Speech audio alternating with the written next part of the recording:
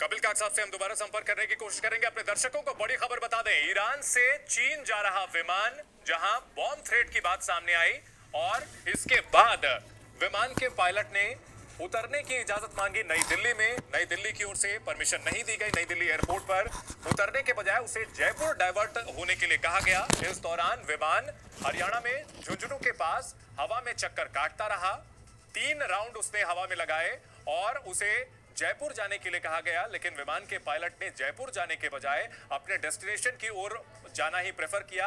इस दौरान भारत में बॉम्ब की थ्रेट जब आई थी तब यह विमान ठीक उसी दौरान पंजाब और जोधपुर के एयरबेस से सुखोई 30 को स्क्रैम्बल किया गया, तैनात किया गया तुरंत। और उसके बाद इन लड़ाकू विमानों ने, और ये मैप के जरिए हम आपको दिखाते हैं, तेहरान से महान एयर के इस विमान ने उड़ान भरी।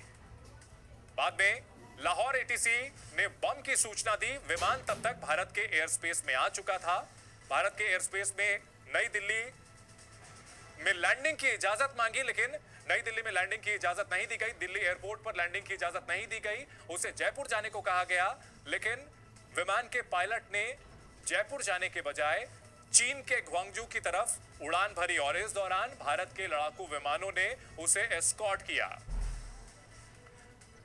आपको रडार के जरिए हम ट्रैक करके बताते हैं कि किस तरह से यह विमान उड़ा था। ईरान के तेहरान से, ईरान की राजधानी तेहरान से उसने विमान उड़ान भरी और उसका जो डेस्टिनेशन था वो चीन का ग्वांगजू था। इस दौरान लाहौर पहुंचा। लाहौर से विमान जब भारतीय वायु सीमा में आ गया तब ये लाहौर एटीसी की ओर से बताया गया कि बॉम्ब थ्रेट है।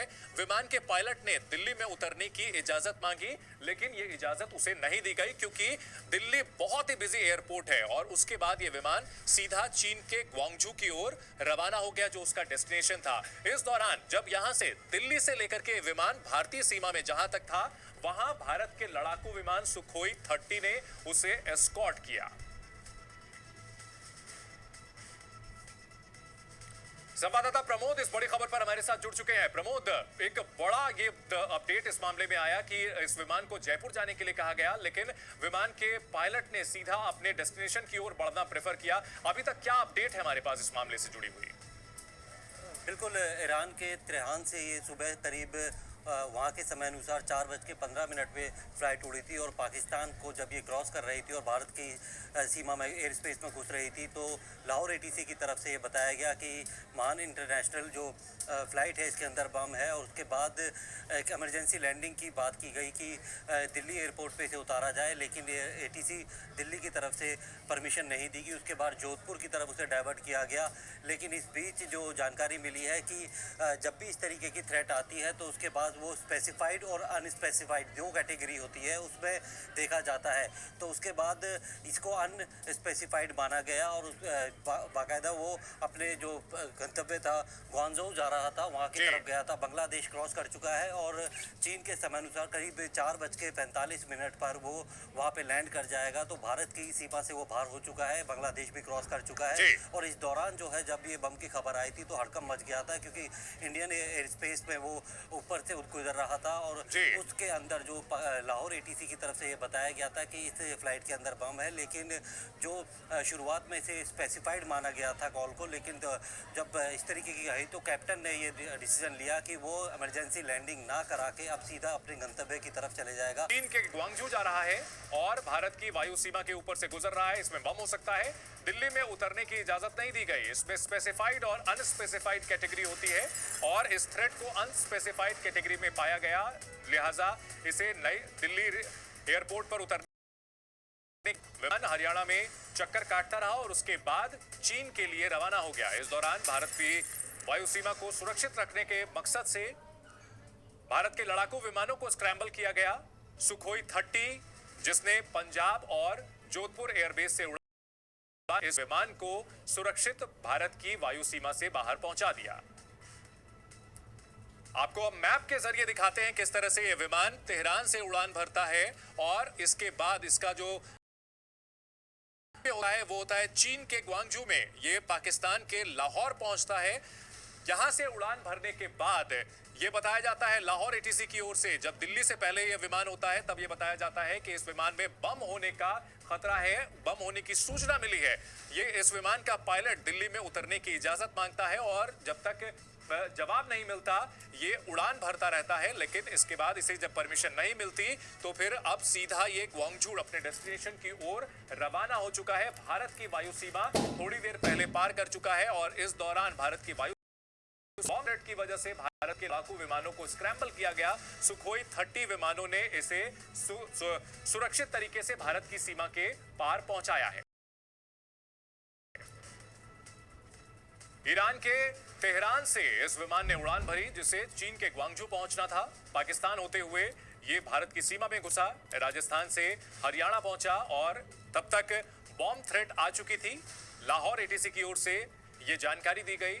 दिल्ली में विमान ने उतरने की परमिशन मांगी, लेकिन यहां काफी बिजी एयर ट्रैफिक की वजह से विमान को राजस्थान में जयपुर या जोधपुर जाने के लिए कहा गया, लेकिन विमान के पायलट ने सीधे अपने डेस्टिनेशन की ओर जाने के लिए उड़ान भरी और अब भारत की वायु सीमा से बाहर जा चुका है। बॉम्ब थ्रेट की वजह से 4 देशों में हड़कंप मचा।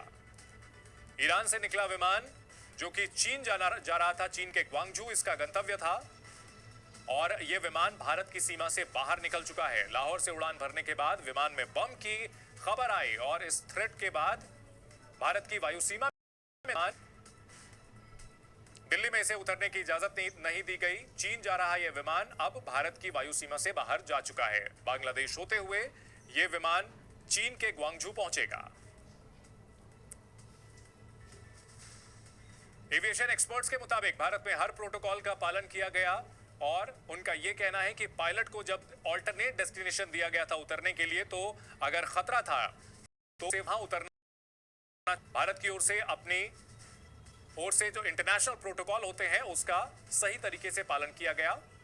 वायुसेना के विमानों ने इस विमान की घेराबंदी की और विमान को भारत की वायु सीमा से बाहर पहुंचाया।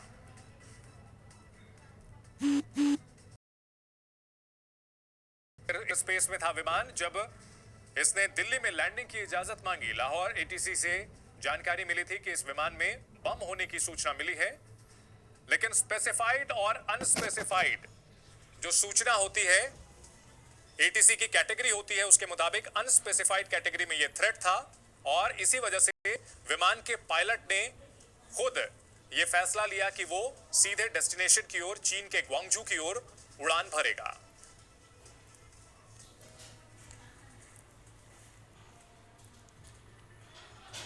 तो ईरान के तेहरान से निकला यह विमान, आपको बता दें किस तरह से राजस्थान में पहुंचा। राजस्थान से ये हरियाणा का वो इलाका जहां विमान चक्कर काट रहा था। इस दौरान जब वो चक्कर काट रहा था उसने दिल्ली में उतरने की परमिशन मांगी थी, लेकिन दिल्ली में उतरने की परमिशन जब तक उसे नहीं मिली वो आसमान में चक्कर काटता रहा। देख सकते हैं आप कि एक लंबा चक्कर लिया, उसके बाद दो छोटे चक्कर लिए, उसके बाद एक राउंड यहां पर भी इसने लिया, लेकिन इसे जब उतरने की परमिशन नहीं मिली और कहा गया कि आप जयपुर लैंड कर सकते हैं, तो विमान के पायलट ने फिर जयपुर जाने के बजाय सीधा आगे की ओर सफर करना तय किया। और इस दौरान भारत में पंजाब और जोधपुर से 2 जगह से जो लड़ाकू विमान है भारत के सुखोई, उनको स्क्रैम्बल किया गया और जब ये विमान भारत की सीमा में आगे बढ़ रहा था, यूपी होते हुए, बिहार होते हुए आगे जा रहा था, उस दौरान भारत के जो लड़ाकू विमान है वो इसे एस्कॉर्ट कर रहे थे। भारत की वायु सीमा में आप देख सकते हैं कहां रहा है, लखनऊ के ऊपर से गुजरा है, इसके बाद फिर ये आजमगढ़ होते हुए बलिया और उसके बाद बिहार के ऊपर से इस विमान ने उड़ान भरी है और आगे बढ़ते हुए बिहार के भागलपुर से आगे जाते हुए झारखंड के ऊपर से जाते हुए ये बाहर निकला है और बाद में बांग्लादेश की ओर चला गया। ये देख सकते हैं यहाँ पर बांग्लादेश की राजधानी ढाका, इसके ऊपर से गुजरा और यहाँ फिर त्रिपुरा की राजधानी अगरतला। ये भारत में वो डेस्टिनेशन हैं जिनके ऊपर से विमान ये गुजर रहा था और जब तक ये सुरक्षित भारत की वायु सीमा से बाहर नहीं निकल गया तब तक भारत के जो लड़ाकू विमान है सुखोई 30 MKI वो इसे एस्कॉर्ट करते रहे और भारत की सीमा से सुरक्षित इसे बाहर किया और अब ये विमान अपने डेस्टिनेशन चीन के ग्वांगझू की तरफ जा रहा है। हम आपको लाइव ट्रैकिंग के जरिए ये दिखा रहे हैं कि किस तरह से इस विमान ने पाथ ट्रेवल किया है। बड़ी खबर आपको बता दें, भारतीय वायु सीमा से बाहर जा चुका है ईरान का विमान। अब से थोड़ी देर पहले भारतीय एयर स्पेस से बाहर जा चुका है ईरान का वो विमान जिसमें बम होने की धमकी दी गई थी। लाहौर एटीसी से ये थ्रेट आई थी। ये बताया गया था कि लाहौर एटीसी की ओर से इस थ्रेट की जानकारी मिली है। भारत के राजधानी दिल्ली में उतरने की इसने परमिशन मांगी, लेकिन दिल्ली में इसको परमिशन नहीं दी गई और उसके बाद विमान सीधा बाहर चला गया और अब भारत की वायु सीमा से बाहर जा चुका है ईरान का यह विमान।